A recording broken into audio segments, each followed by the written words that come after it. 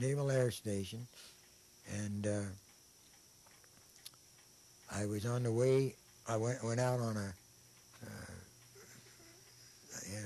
Liberty, that they call it in the Navy, Liberty, that night, and I went down to a place called the Church Door Canteen, which was a Jenkintown, Pennsylvania, a couple miles south towards Philadelphia, which is a suburb of Philadelphia. Jenkintown is, Willow Grove is. And we went in this Church Door Canteen because all the food and drinks were free. They had a lot of these during the war, different churches and that. And they'd have all the neighborhood girls come up to dance with us, and we'd eat and drink and talk. And the rule was you were not allowed to, the girls were not allowed to go home with any service people. Well, I talked Viv and her sister, who was there, to meet my buddy and I on the corner. And we walked her home to where she lived, just a couple blocks away. Well, then I continually was running down there to see her all the time. And I think the first or second time I went down to see her happened to be my 21st birthday. So things went on. That was in, what was that, Viv, about August? Yeah, around middle August. And went on, and it ended up in December 27th of the same year, 1943, December 27th, we got married. I had a 10-day leave. And we went to New York on our honeymoon, like the froze to death. It turned January. Cold, man, I mean cold. And then we spent a couple of days there, and we took a train to Cincinnati, spent a few days, and then back to Philadelphia, and I went back to the base. I was in the service 3 years and 8 months. And no big events. I was in a department called CASU, Carrier Aircraft Service Unit.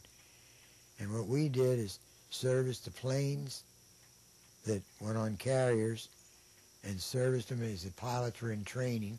And they already got their wings. They had to get in 500 hours of target practice and all, different things.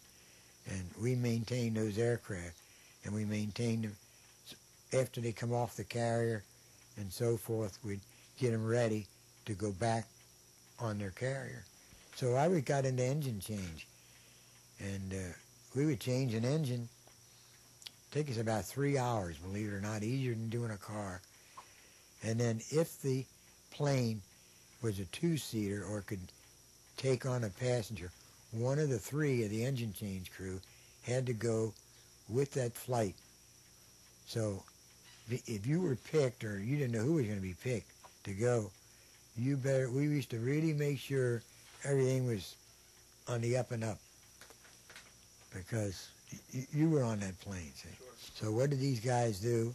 They go over, resurrect this plane, bring it out to where they could work on it, refabricated it, worked it over, got it running. None of them were pilots. See, they were all mechanics.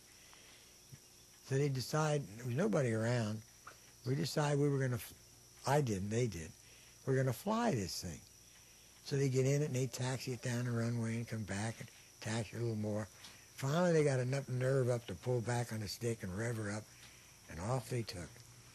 And we watched them. They flew around a little bit, came in, and there's the scary part. Taking off wasn't bad, it's landed. And they come in, and man, when they hit, they bounced like a rubber ball going. And those days, on the Piper Cubs, the shock absorbers were nothing but a big bungee cord, and they would actually snap them. They'd hit so hard, see.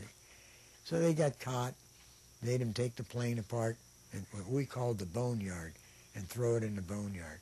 And out on the runway, we had a white lines drawn, which is simulate the carrier deck.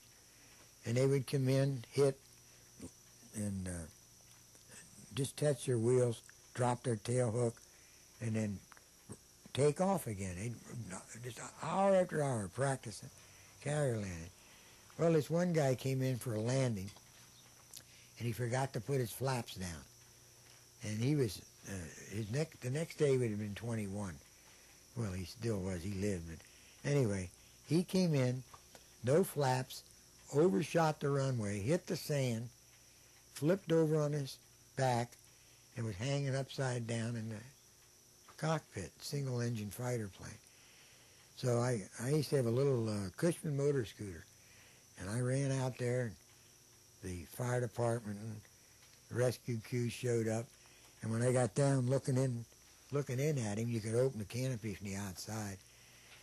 I opened it up, and I said, "You all right?" And the first thing he said to me, "Boy, am I going to catch hell from the skipper."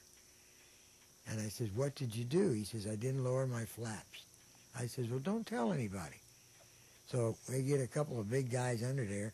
We unloosed the harness and dropped, because when he dropped upside down, caught him. The only thing he had was a little cut on his chin from the gun sight. So we got it in the hangar, and he was scared to death because they didn't know what they would do to him, see. And here I found out the next day was his 21st birthday. So I said, "I'll give you a birthday present." So I got the thing in the hangar, and I got in behind the wheel, and they have brake hose just like on a car, hydraulic brake hose. I took my wire cutters and cut up the hose and frayed it all up. Our engineering officer, who we called Buck Poston was his name, came by, and rough and gruff Navy man, been in there all his life from a kid, and he was our engineering officer. And he knew everybody by their last name. He said, "Costa, what was wrong with that aircraft?" It was my job to find out. And I says, "Oh, he broke a brake line and lost his braking power." And he knew I was lying. He said, "Yeah, I'll bet." And he kept right on walking. But he could have got me for that, but I wanted to save this kid's skin, so I did a little white lies, you know. When I first got out, I went out to Lunken Airport, and there was no Greater Cincinnati Airport. And I took a test with Delta to be an aircraft mechanic. Passed the test, but they wanted me to go to Macon, Georgia, which was their home base. For some reason, which I can't remember anymore, I didn't. I didn't want to go to Macon, Georgia. And believe it or not, the pay was 80 cents an hour. That was, in those days, top pay. Most people were making 45, 50 cents an hour.